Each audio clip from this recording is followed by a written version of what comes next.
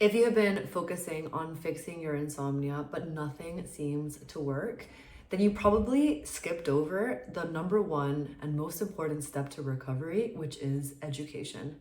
If you are new here, my name is Fiona and I'm a recovered chronic insomniac. And in today's video, which is actually part of a 4-part series, which uncovers the 4 layers of recovery, we're going to be going through the number one and first layer, which I personally believe to be the most important layer to recovery, which is education. And by education, I mean, I'm gonna teach you what you need to know so that you can feel empowered to take insomnia recovery into your own hands. And before I get into what those educational components actually are, I do want to emphasize that the reason why education is so important is because when you don't understand what is actually happening in the cycle of insomnia, it is so easy to fixate on the symptoms and not the root cause. And when you fixate on all of the symptoms, like the ruminating thoughts or like not being able to sleep or being tired all the time, you're most likely perpetuating the cycle instead of actually fixing it.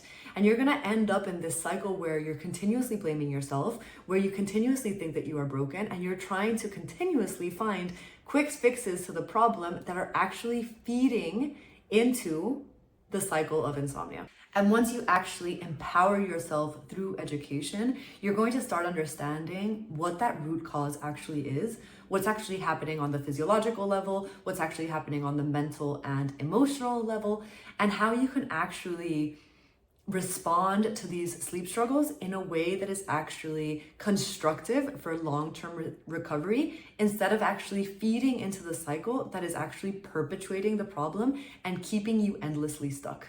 So now that you know why education is so important, let's talk about what you should know. So in every insomnia story, we all start by having one sleepless night. And although it may feel like whatever caused your insomnia is still part of the problem, that doesn't actually matter. What actually matters is how you reacted to that sleepless night, which is where we get into what is called, or what we know as, the perceived threat model. To understand this model, you also need to know that our primary focus as humans is always going to be, first and foremost, to try and avoid any future unwanted situations, emotions, dangerous situations. We're going to try our best to do anything that we can to maintain our safety. And the reason why this is important is because our brains, when we are struggling with insomnia and not sleeping, have created this perceived threat to wakefulness. We have misidentified that wakefulness, which is the opposite of what we desire, sleep, is something that we need to fear. And the reason why this is problematic is because our fear response to situations is a state of hyperarousal. It is our fight or flight response system, and it is actually the complete opposite to what state we want to be in when we want to try and induce sleep. And this is where our thoughts and behaviors come in, because our thoughts and behaviors are either going to contribute to us truly believing that wakefulness is a threat, or actually slowly reteaching our brain that wakefulness isn't something to fear and that sleep is something that we do not need to control.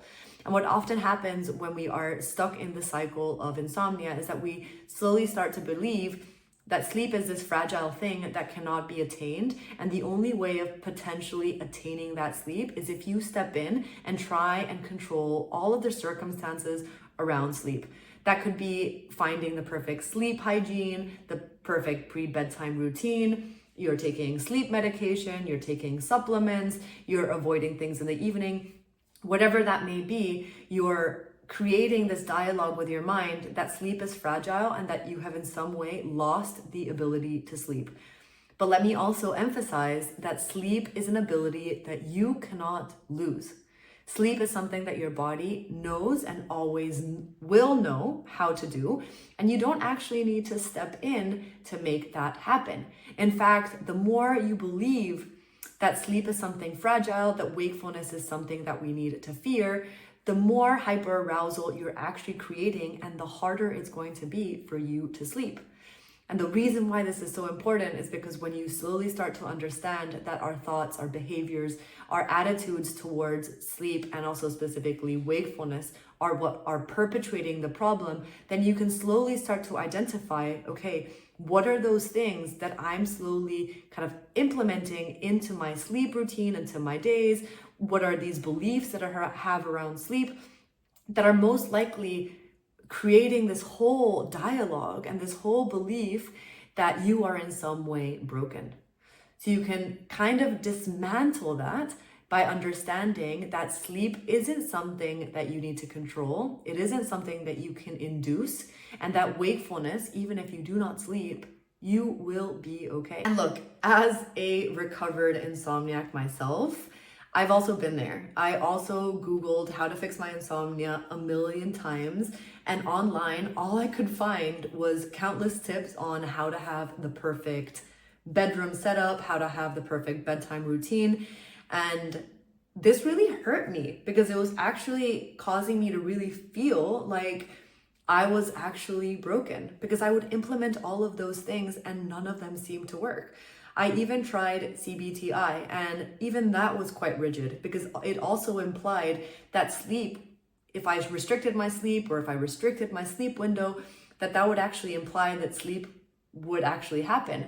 And then I started realizing that because sleep is actually this perceived threat, I could actually gently re-educate myself and recognize that wakefulness wasn't a threat and that sleep wasn't something that needed to be controlled. And in a way, once I actually internalized that and I allowed myself to fully surrender to the idea and the truth actually, that sleep isn't something I needed to control, a huge weight was actually lifted off of my shoulders, because I realized that all of these months and months of trying to make myself sleep were in fact the reason why I wasn't sleeping, which is where we also see that sleep and insomnia is paradoxical, because the more you try and make sleep happen, the less likely it is to happen. Because again, we are feeding into this idea that we are in some way in a position of threat if we cannot make that happen. Anyway, I think that covers the main topics for the educational component for the first layer of insomnia recovery. For layer 2, which is the second video, which I do also encourage you to watch, we're going to be diving into befriending wakefulness, or how you can slowly start reclaiming that dialogue around that perceived threat.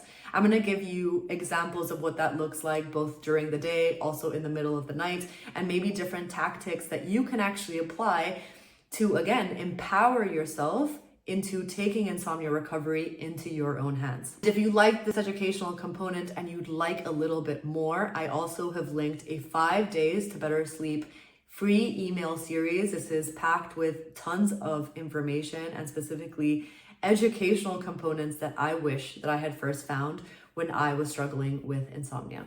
Anyway, see you in the next video.